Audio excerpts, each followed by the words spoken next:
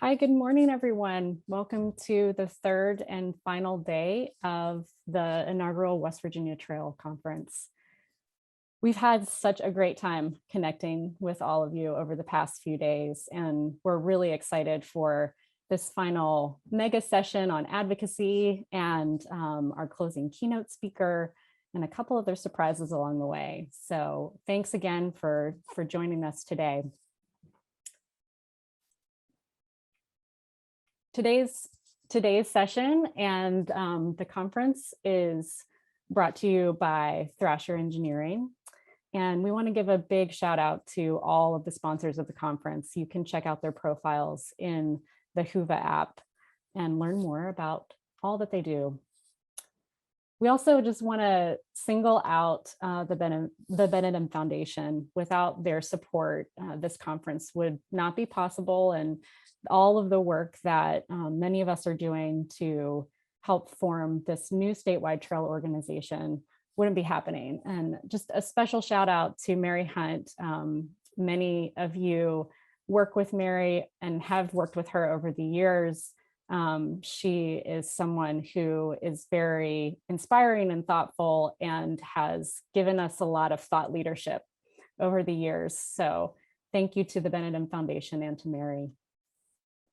Also just want to take a moment to recognize the conference producers, and especially Nathan Hilbert and Lisa Marafa. Nathan with the Rivers Trails and Conservation Assistance Program, the National Park Service, and Lisa's with Friends of the Cheat. They have put in hours and hours of days and days, weeks and weeks of work to make this conference possible. And I just wanted to highlight all of the work that they've been doing, and we're really grateful for that. And I also want to thank many of my colleagues at Rails to Trails Conservancy who are also part of putting many of the sessions together. So thank you all. One of the things that has really struck me over the past several days is the fact that we've been able to reconnect with each other, make new connections, all virtually. Probably not our preferred option. I know we'd like to be together out on the trail after we join a session, but I think this was just a really wonderful opportunity to continue to build this movement of trail advocates and partners across the state.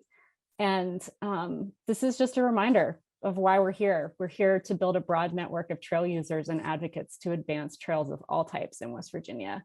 And I pulled a few photos from the many, many photos that were uploaded to the Whova app. If you haven't been there yet, I encourage you to check it out.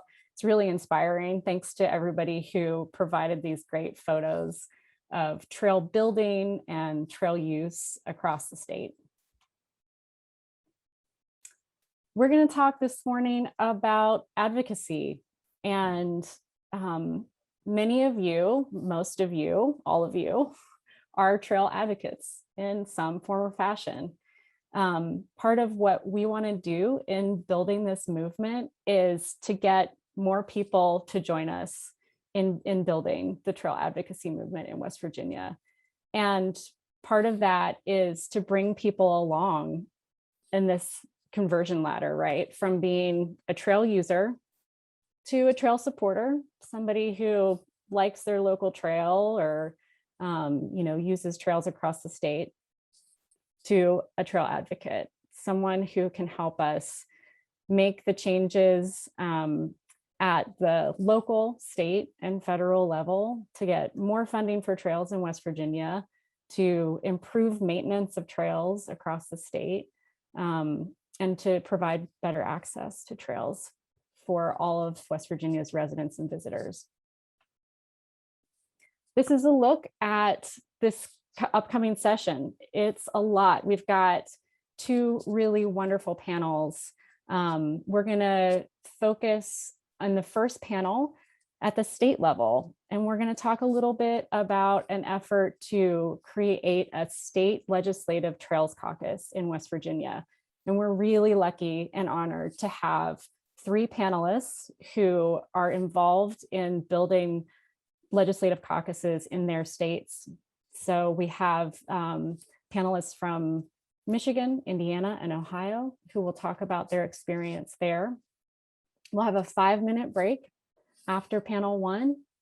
The second panel, we're going to take a closer look at the local level, and we're really honored and grateful to have a couple of West Virginia mayors and also Amy Dingle, who is the Director of Outdoor Connections for Five River Metro Parks in Dayton, Ohio, a place that has a really incredible shared use path system. And she's going to also talk about how the work happens at the local level. And to wrap it all up, we have Rails to Trails Conservancy's senior strategist, Marianne Fowler, who is going to give us a little glimpse at what is included in the new infrastructure bill. So we hope that you stick around for everything. We've got those couple breaks baked into the day. The session will remain live, so you can kind of just join as you're able. And the session is recorded as well, so you will be able to view it later and to share it.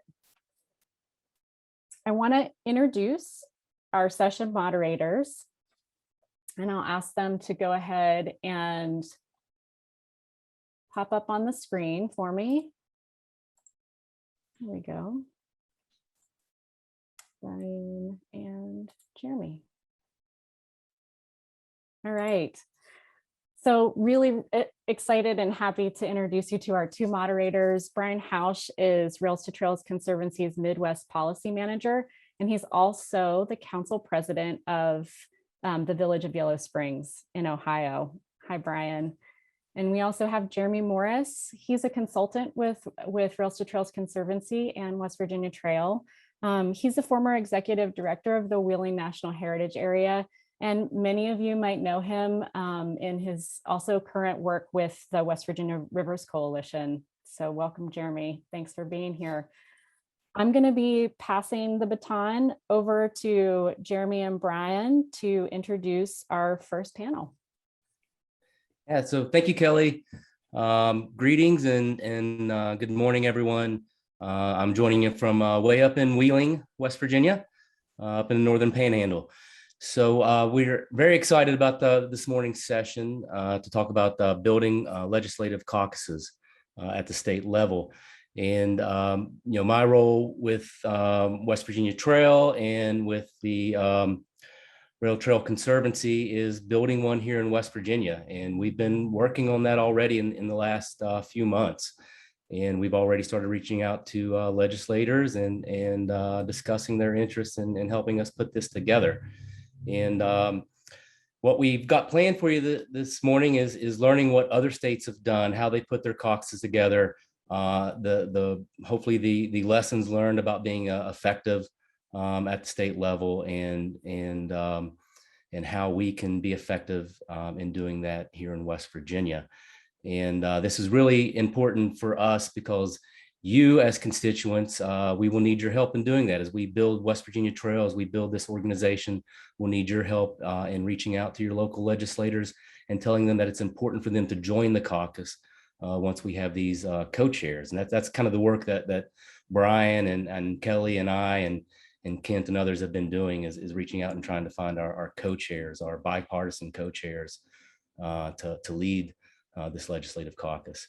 But once we get things moving in that direction, then we need to build the largest caucus we can of Republicans, Democrats across the state that will go out and advocate for what we need to build a greater trail network and greater strength in our outdoor recreation economy and all the health benefits and all those things that we love.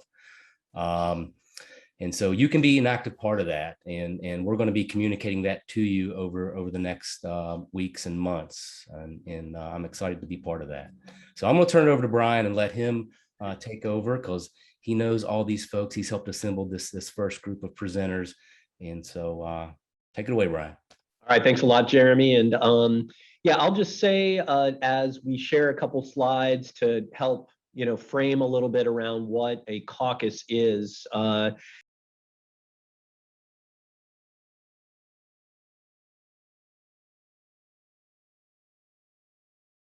And we are really fortunate to have a couple of our caucus leaders from Ohio and Indiana involved today. But yeah, I just wanted to highlight, and Jeremy kind of referenced this, if the caucus term is not familiar to you, this is kind of a legislative term around a group of legislators that are basically gathering to focus around a certain issue. So on the federal level, you know, we have everything.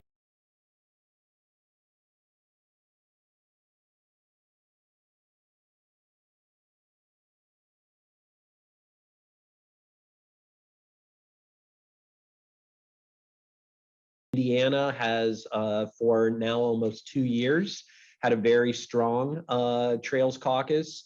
And these are things that are happening in West Virginia and also in Michigan. So it's great to have a representative from that state as well. And so it's very important that a caucus is bipartisan. We want to have everybody, you know, at the table. Bicameral, meaning that we have both the House and the Senate represented, you know, in the Assembly. And again, you know, this is about improving quality of life for constituents. And on the next slide, I just kind of highlight a few sort of things that that are important. Representing, you know, the entire state is very important, and also the idea that the caucus is really engaged in being on the trail, being involved in a lot of other activities, and providing a forum really to talk about these issues that impact economy, health, and other areas of quality of life. So with that, we're going to transition to introducing our panelists. And as I mentioned, we have two caucus leaders from Indiana and Ohio, as well as a former legislator who now heads up Michigan Trails and Greenways, where we're also trying to do the same thing as we're doing in West Virginia to really get this advocacy off the ground. And so with that, we're going to start out with having Senator Dennis Cruz, who's one of the 4 co-chairs of the Indiana Legislative Trails Caucus, tell us a little bit about himself, his district, why he wanted to help form a caucus in Indiana. And Senator Cruz, take it away. Thank you very much. So a couple of years ago, we made the effort in Indiana to form our caucus, and Brian and others were helpful in facilitating our beginning conversations. And then once we started talking, we had to pick out who we thought was going to be the most effective leaders in each of the 4 caucuses at the State House. And so we were able to get 4 people who agreed to be co-chair of the caucus in Indiana. And one of the things that we did after we first got going was we decided we need to make an announcement so everybody in the state has an opportunity to know that we exist. So we had a press conference at the State House and had very good coverage by the media, and had a good turnout there, and had several of legislators there. So once we got the notoriety out there, then the next task is to try to get as many members as you can to join the caucus. So we started out slowly, and just keep getting more and more people. I think Ohio's ahead of us, but right now in 2 years, I think we have about 40 members in Indiana in our caucus, which is excellent. And we actually tried to make an effort in dealing with the Department of Natural Resources and the governor's office and our legislative leaders, and to get all those people together to start thinking about caucus of the trails was a major effort, so that people are well aware of what's going on. And our governor, thankfully, actually bought into supporting trails, and we were able to get funding last year and this year. Last year and this year. Maybe 2 years ago, I guess it would have been in this earlier this year in our original session that we had. So we've got the most money anybody could dream about as far as a state. So I think Brian might correct me, but it's either $150 million or $190 million combined in the efforts that we have now in Indiana for the state government to actually give out grants to local trails efforts. So we're kind of excited about what's happening in Indiana and hope we can keep the momentum going. All right, thank you, Senator Cruz. And yeah, 150 million. There was that initial 90 million that came out of the general fund, and then the recent 60 million that you referenced from the American Rescue Plan dollars. So yeah, Indiana has truly been a leader. And I have to also emphasize what was incredible about the Indiana Trails Caucus story was starting on March 5th, 2020, basically just a couple days before lockdown, and still being able to build up that membership and establish the Year of the Trails and some of the other things that I know Senator Cruz will share with us. So great work and really a model for other states. We're gonna bring up Representative Kent Smith next, who is a original member of the Ohio Trails Caucus, which was established in March of 2017. So we're coming up on a 5-year anniversary. So Representative Smith. Hi, everyone. Hi, Brian. Glad to be with you all today as West Virginia looks to launch a trail caucus. So yeah, the Ohio Trail Caucus was founded in 2017 by some colleagues in the other chamber, Senator Sean O'Brien and Senator Steve Wilson. Initially, it was a grand total, I think we had 18 Democrats and 9 Republicans. And I have, in reference to the stat that Representative Kraus just mentioned, I have no idea how many current members we have. We have term limits in Ohio, so we've rotated some members, but I feel like we're, we've probably grown a little bit beyond the initial 27 that we started with. And we've had a lot of progress. In 2018, we got legislation through to name 2018 the Year of the Trails in Ohio.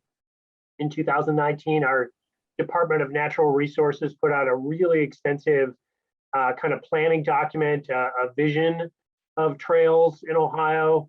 And we launched actually, and for those of you that have working cell phones, mine died last night, but those of you who have working cell phones, we've actually got an app. The Ohio Trails launched an app called, and you can find it online at detour trails.ohiodnr.gov. You can find it in the Apple Store or the Google Play Store. And I want to say we launched that in April of 2021. It feels like we launched it earlier than that, but obviously a lot of, we've lost a lot of time reference during the pandemic.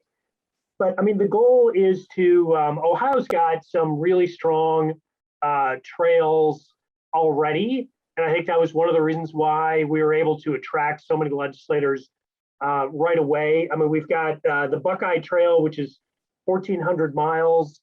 It touches 48 of our 88 counties. It kind of goes through the 4 corners of Ohio. So people probably have, especially if you're a legislator, you've probably got a trail point of reference, if not in your district, fairly close to your district. Personally, I am in Northeast Ohio. I've got some of the suburbs of Cleveland, and we've actually got, I'm in the city of Euclid, and we've got a trail that has been built, and hopefully we're going to expand on it right on the shores of Lake Erie. And at this point, it's just under a mile long, but it was a unique partnership with landowners to do erosion control and open up more public access to the lake. So we've seen a lot of success in Ohio in what I would feel like is a relatively short period of time. The overarching goal of the Trail Caucus is to provide a trail experience for every resident of Ohio within 5 miles of where they live. And that's an ambitious goal, but again, I think we can build off of some of the great work that we've already got that was already established in Ohio before the Trails Caucus got underway in 2017.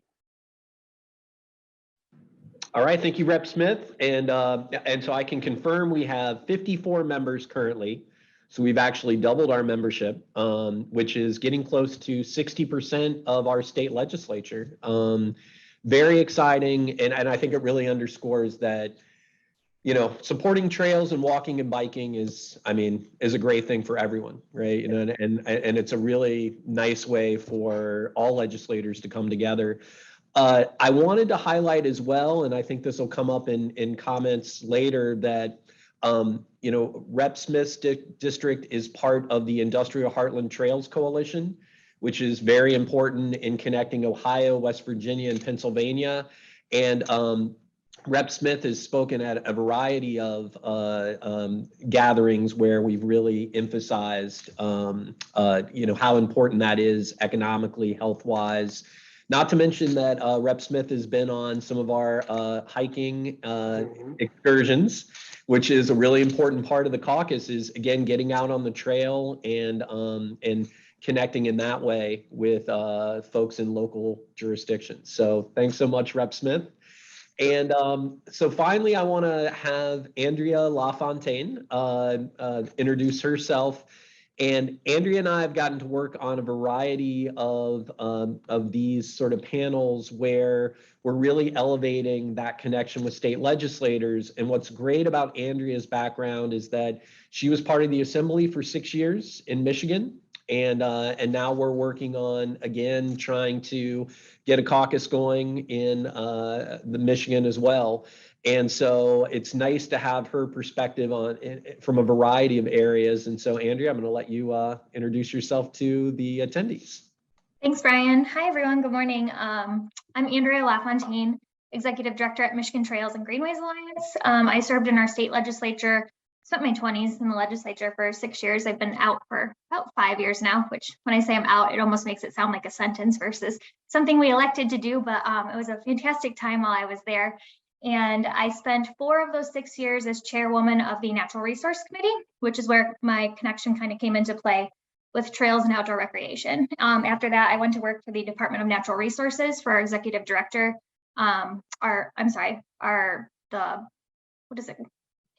director of the Natural Resource Department, Keith Cray, for 2 years. And then after that, I went to Michigan Trails and Greenways Alliance.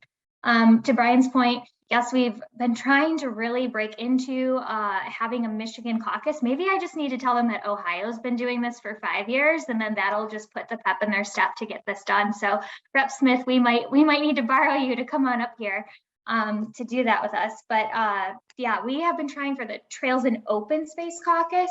So we broadened the umbrella a little bit to include land conservancies and park organizations, because we figured that would help us in areas where trails maybe aren't as prevalent throughout the state. So looking at digging into that a little bit further, excited to be here today. Happy to offer my perspective from being in and now being out and what that looks like. So thanks for having me.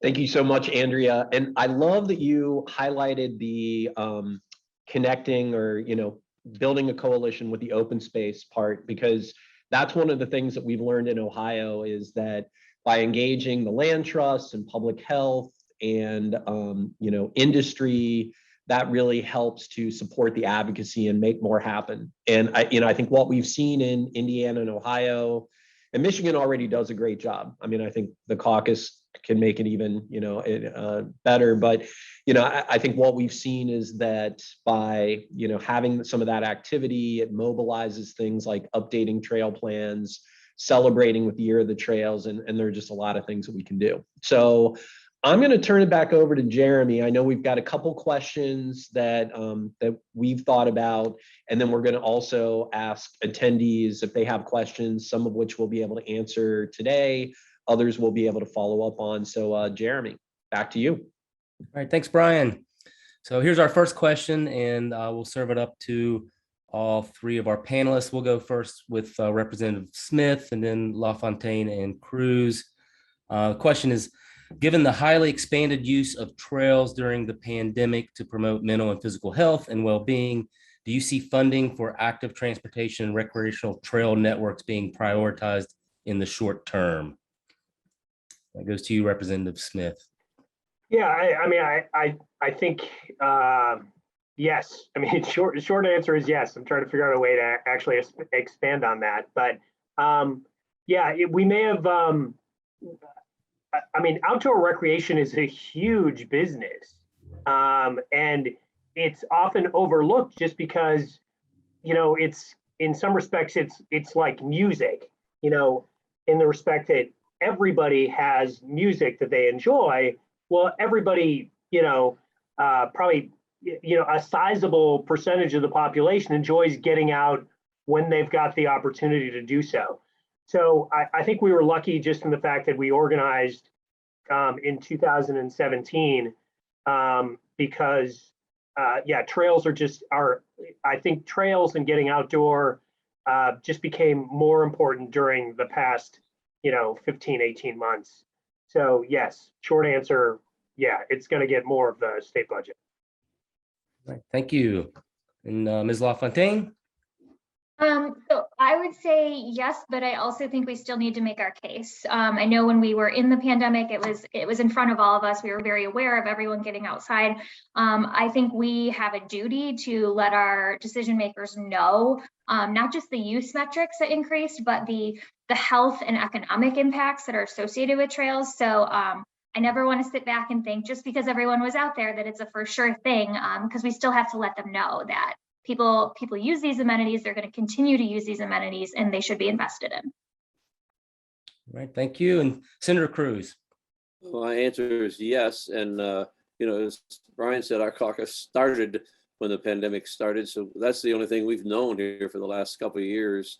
And I think we saw our usage in Indiana, many places, it was up twice as much in usage of our trails at Indiana. So I think the pandemic really helped advance the cause of trails. I think it got the attention of our governor more.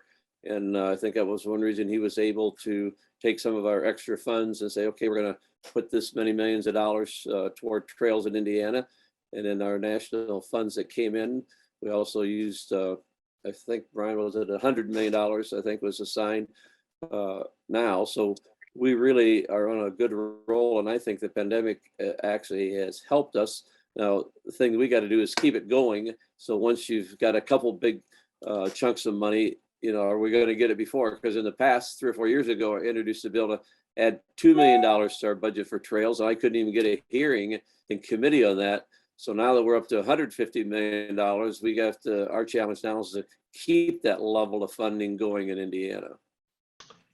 Yeah, and I think that's a really good transition into the next question because, I like that all the panelists have highlighted continuing that momentum. And I think that's where, advocates have generally understood that, arguments around economic benefits are very persuasive to state legislators and decision makers in general. And so I guess we're curious to maybe dig a little bit more into your perspectives on how trails, walking and biking infrastructure investments are part of economic recovery as we're thinking about moving out of the pandemic. So Andrea, we thought we'd start with you on that question. In Michigan, and this may be in other states as well, we have trail towns that we've been trying to really, really highlight, and they can apply for being a pure Michigan designated trail town. And there are really communities throughout the state that have embraced their trail, as well as businesses aligning themselves along the trail. We've seen we're able to demonstrate economic impact through that. We also try to be cognizant of where we're talking about economic impact, because sometimes in urban areas it can be interpreted as gentrification, and we don't want that. We want to make sure that trails are welcome and inclusive in their communities.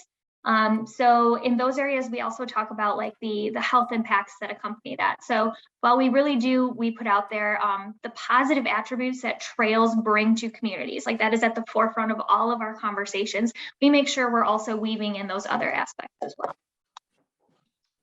Great comments. And I'm going to kind of transition over to Senator Cruz, because I know based on some of the parts of his district, I've heard the mayor of Fort Wayne talk about a #1 reason why they've attracted businesses to the municipality has been the trail system.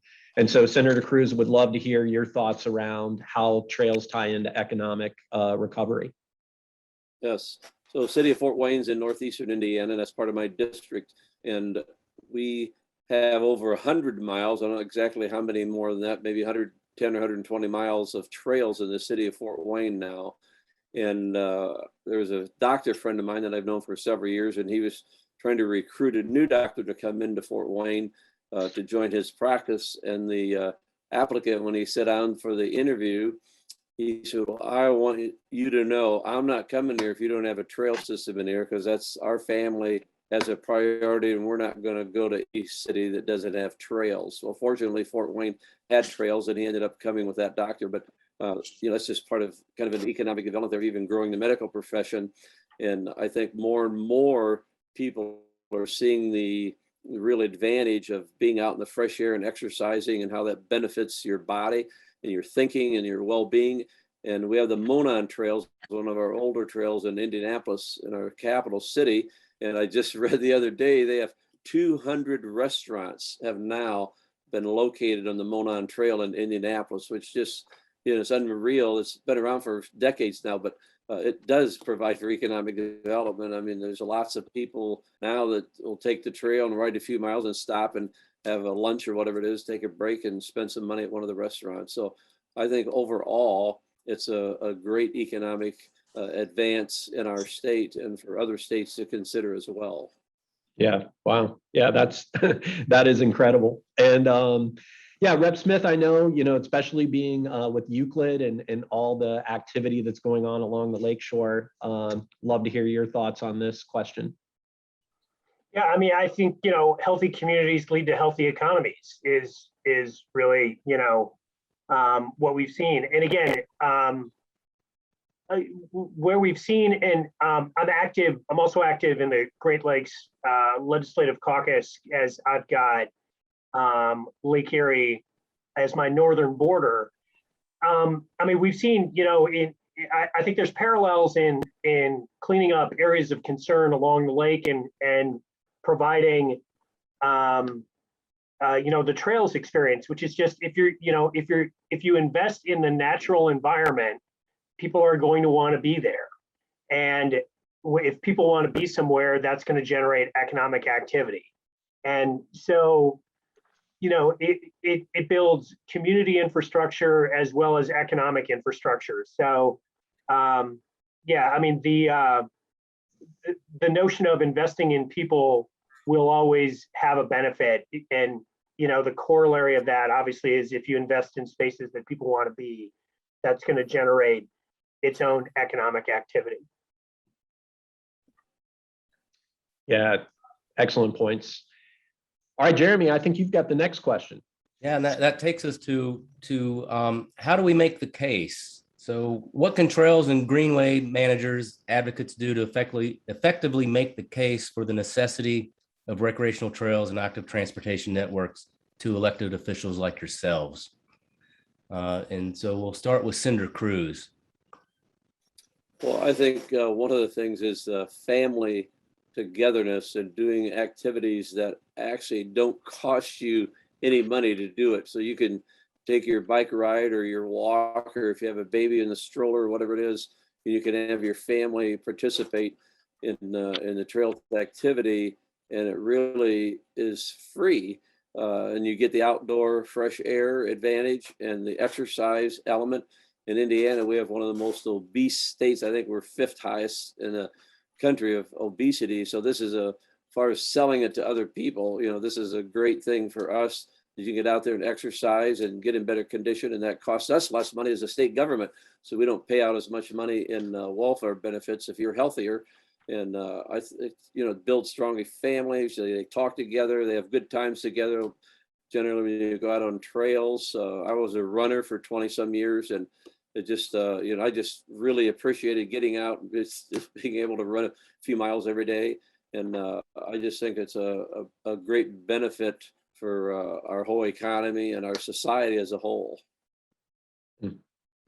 Right, thank you. Ms. LaFontaine. Sure. So I think to make our case, what we have to do is we have to embrace the storytelling aspect, right? We have to humanize these amenities. We need to put people and faces and associate them with the trails. And it helps if it's the representatives or senators' constituents that are actually like telling this message.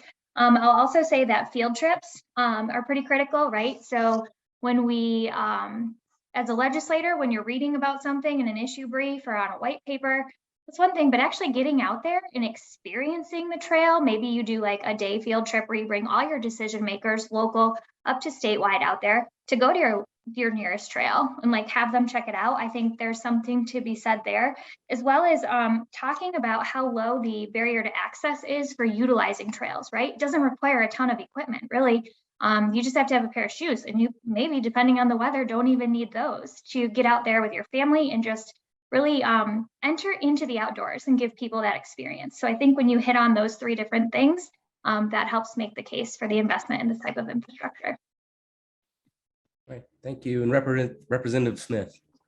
Yeah, so I think those are all really good points. What the advantage of, we've had various trail walks with the legislature across Ohio, which is a great way to, again, kind of announce it, get local media involved, invite other people to join us.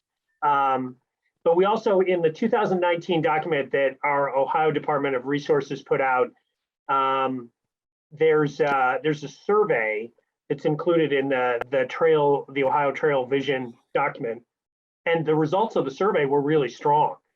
You know, just that a substantial amount of people use the trails a lot, that, you know, the number one reasons were observe nature and have fun.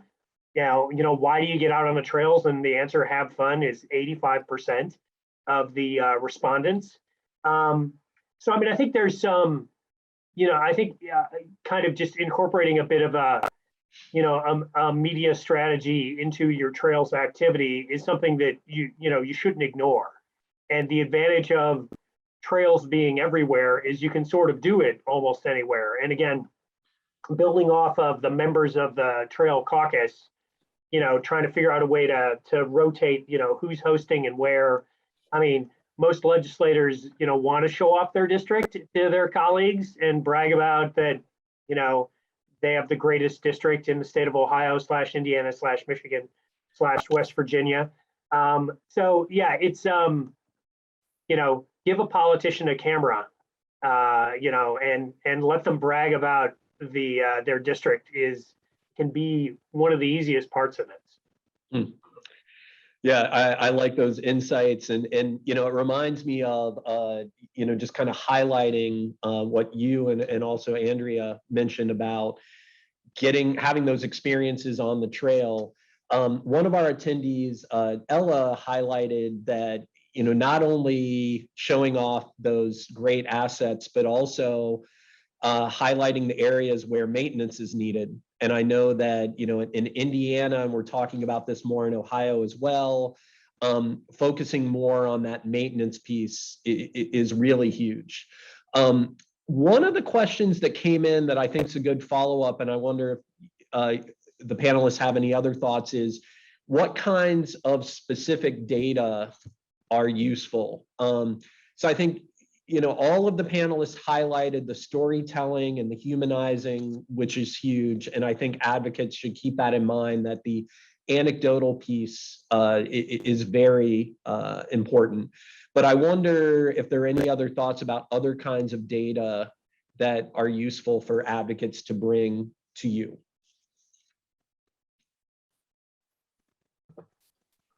Yeah, I mean, I would say, I mean, the economic impact, and again, some of that is trying to illustrate best practices, you know, which is a little bit anecdotal, but I mean, the notion of, you know, we expanded the trail, we invested in the trail, and these were the, you know, the economic, you know, these are the, again, restaurants and other things that popped up along the way. Again, if people are, you know, if trails are more enjoyable if there's amenities that, especially as Representative Krause mentioned, the family the family activities that can take place, along a trail. So yeah, I think there's tremendous business opportunities and economic opportunities, and because people want to go where they can enjoy the outdoors and enjoy one another. Good point. Senator Cruz, anything you would add to that? Oh, I'm an auctioneer. So over the years, we've sold a lot of real estate at auction and estates. And in Auburn, Indiana, which is my hometown north of Fort Wayne, we had an auction several years ago, and they had just put a trail in the backyard. And the people said, "Oh, no, I don't want to buy this because the trail's right there. And I'm afraid that people from the trail is going to come into my yard and interfere with my privacy and everything." So now that's been 10 or 15 years ago. So now when we have an auction of real estate, people say, "Hey, how close is this house to a trail?" Or if the trail goes behind the house today, then people want to bid more, and the property values are going up. So I think as people generally see the benefits of the trails, I think they like it and they want to be close to the trails. We had a trail put in about 30 years ago from Auburn to Waterloo, a couple little towns in my district, and it's about 5 miles long, and it's been there and deteriorating. So they just raised a bunch of money here in the last couple of years, and we just redid the whole thing. We put in water fountains and park benches and did amenity things there to add to the comfort of people who are using that trail. But we're also in the process of putting up a 80-some mile trail in northern Indiana that would go from one state park up to another park. So we are actually, I don't know, Brian might be again, but I think we're close to 40-50% of those trails are finished now by individual communities. Now we want to join them together and have that'd be the longest trail in the state of Indiana. We think it'll take about $40 million to finish that project the next 5 years. But I think we need to keep up the ones we have as well as developing new trails. Yeah, and that's an excellent point. And I think that's, one of the things that the Indiana caucus has really embraced is that balance between connecting, but also maintaining. And yeah, I think your numbers are right, Senator Cruz. I've really been impressed with Indiana Parks and Rec, do a great job of tracking and DNR as part of this too, those miles completed. And I was recently at a meeting and something that I want to duplicate in Ohio. Yeah, that kind of another question that came up that I think is a nice follow-up is related to how agencies are engaged through some of this legislative piece. And I think this is a question that relates to everyone on the panel. So specifically, let's see if I can find that question. I'll read it out because you guys are generating a lot of interest, which is great. But yeah, the question is, how do you get state agencies to step up and provide authority leadership with trails? And I know Representative Smith, you started to talk about this a little bit because when we formed the caucus in Ohio, we saw the update of the Trails Plan, the Ohio Trails Vision, that is that document from 2019, the Detour app. And so Rep Smith, I don't know if you want to speak more to sort of how that engagement with the legislature helps to get agencies more engaged. Sure, but first, let me apologize to my Indiana colleague that I put him in the wrong chamber and called him Kraus when he's got a great trail name of Cruz. I don't know how just proof that Democrats are not morning people. So I apologize for that.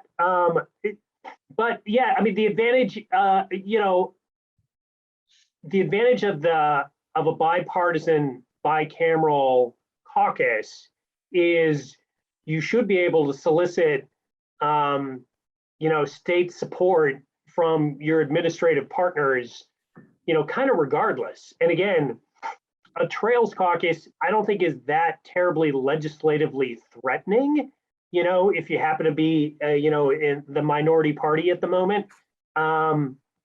So yeah, I mean, to a certain extent, I think what we did is the Trail Caucus empowered the Ohio Department of Natural Resources to kind of unleash some of their, some of the things that they sort of wanted to do anyway. So yeah, we had a lot of,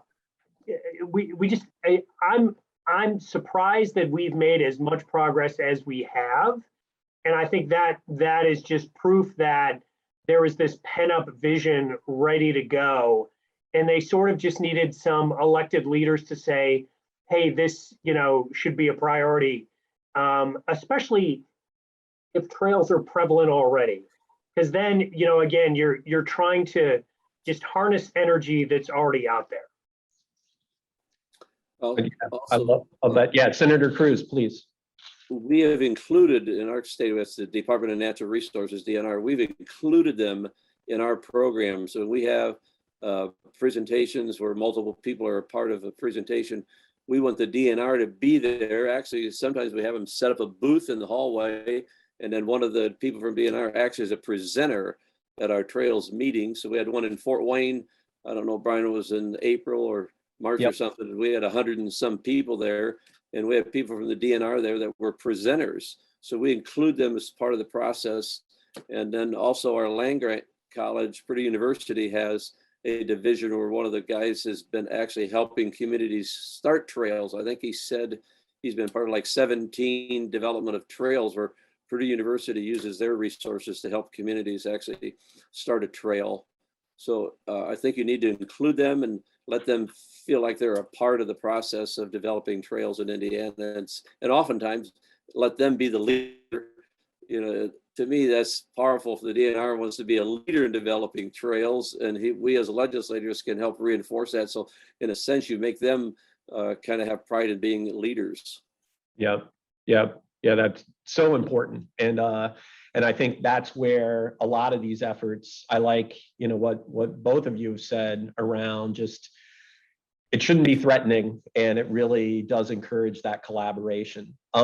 So Andrea, I wonder your thoughts on this, because you've been on a variety of sides. So. Sure. Yeah, I've experienced it literally from all sides. Having the leadership in those agencies, but also getting those agencies to cooperate with one another has been frustrating and fascinating at the same time, right? So people would naturally think that our Department of Natural Resources is the leader in trails because that's where Parks and Trails is housed. But actually it's our Department of Transportation that probably invests the most money in active transportation, as well as our economic development. So weaving all of those threads together to kind of further that leadership is a challenge, but I think we're up to it and we can work on that. But we were fortunate with the previous administration with Governor Snyder. He put an emphasis on the Iron Belt Trail, which is our north to south like spine of connecting existing trail networks. The only downfall for that is when an administration kind of owns an initiative, the next administration is less likely to want to continue that effort. So we're seeing that fizzle out to some degree, but we're trying to keep it moving because communities have become pretty excited about that movement. So there's that other dynamic you have to deal with there. I mean, there's politics and everything, we know that, but they're even there in trails. So I think getting people to work collaboratively at the end of the day and recognize that leadership isn't a bad thing and don't be afraid of it is pretty key. Yeah, that very well said. And yeah, this is really kind of where we wanted the discussion to go. Jeremy, I know we've had some other questions pop up. Are there any that you want to raise? Because I know we've got another 5 minutes or so that you think would be good to highlight. Yeah, there's a great question that came in. What do you feel is your biggest successes since establishing the Trail Caucus? And then there's a second part of it. How did the millions of dollars directed to trails get this funding? How did that funding come about? But that first question, I think, is really important. What's been your biggest success since establishing the caucus? And why don't we start there with Rep. Smith?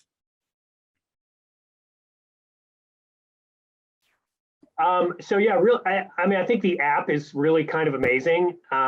Again, you can find it detour.ohiodnr.gov, or again, the Apple Store or the Google Store, because it's designed to, using GPS technology, it's designed to help you find a trail that you're close to. So yeah, it's, I mean, I think that's but we've had a lot of successes. Again, I did just say that I'm surprised as far as we've gone as quickly as we have.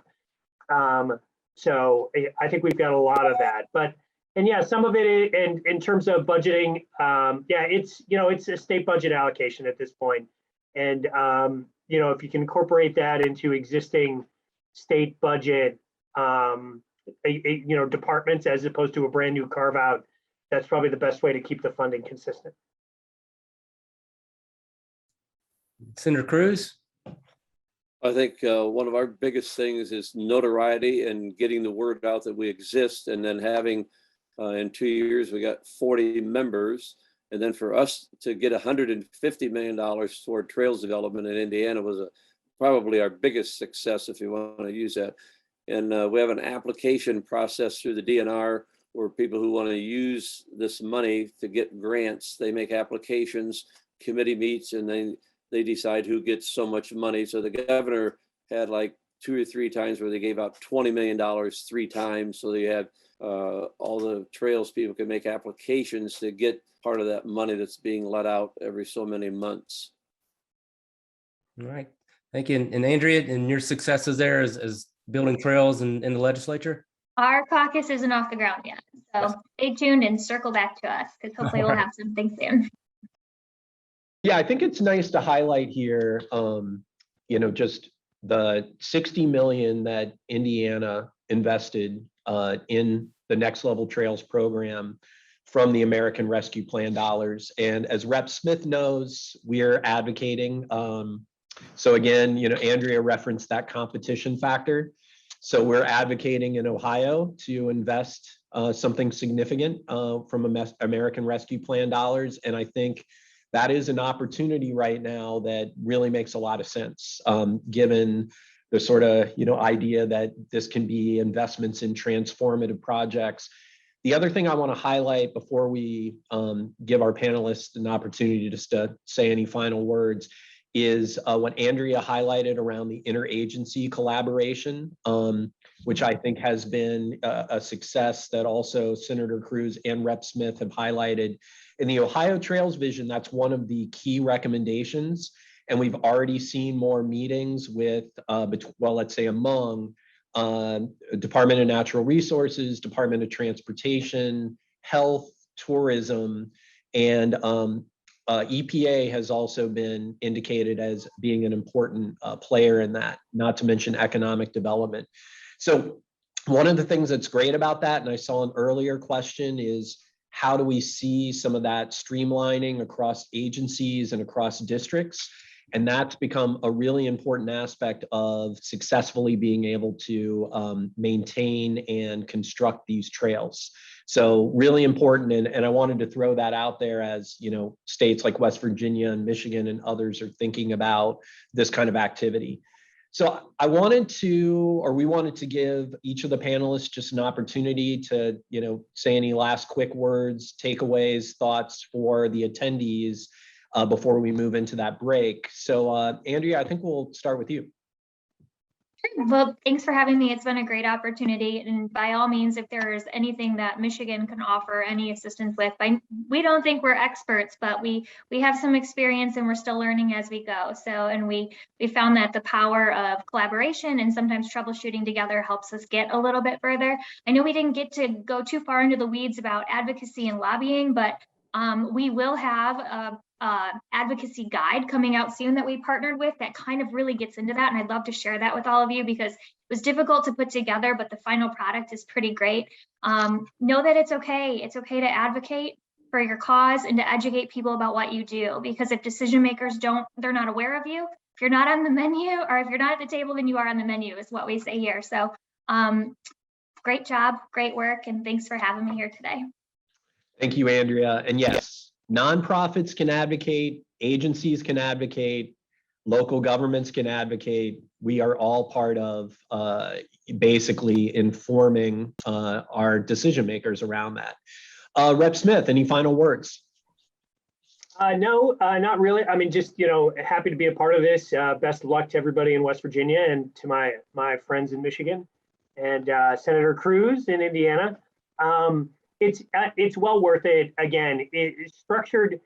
If you get leaders, the two senators who started this were Senator Wilson, Senator O'Brien, were generally seen as friendly additions. They were well liked in the legislature, and I think that helped get this started in a manner that was not seen as threatening.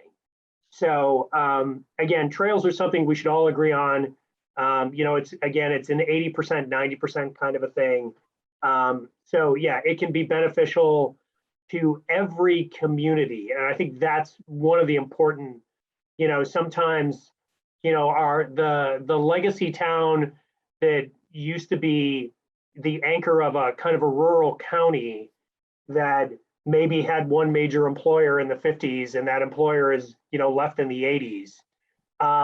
Sometimes they feel like they're a little bit, they're not a priority, and that doesn't have to be the case with trails. I mean, trails can go anywhere and they can benefit anywhere, so they're good investments. Thank you, Rep. Smith. Well said. And Senator Cruz. Well, I think the trails is a win-win-win. I think it's just a win for everybody. I think it's a win for government. I think it's a win for families, communities. And I think in West Virginia, you just need to keep promoting it, talk about it wherever you go and do things. And 2 days ago, Brian was there. We had a reception right across the street from the State House in Indiana. And we had, I don't know, probably 100 people. It was a 3-hour reception. And we had displays all around inside the room promoting trails. And I think we had 20 or 30 legislators stop by during that time. And so I think you just need to keep being visible, get your message out there, and keep working on it, and don't give up. Awesome. All right. Great closing words. Thank you to our panelists. I think this has been a great discussion. I know this is going to be a recording that we'll definitely share broadly. So appreciate your time. And Kelly, I'll hand it back to you to take us to the break. Thank you. Thank you so much to our panelists. We learned so much from you, and we're looking forward to staying in touch. We've got about a 5-minute break coming up. We're going to try to resume a little bit after 10. So join us again for the second panel soon. Thanks.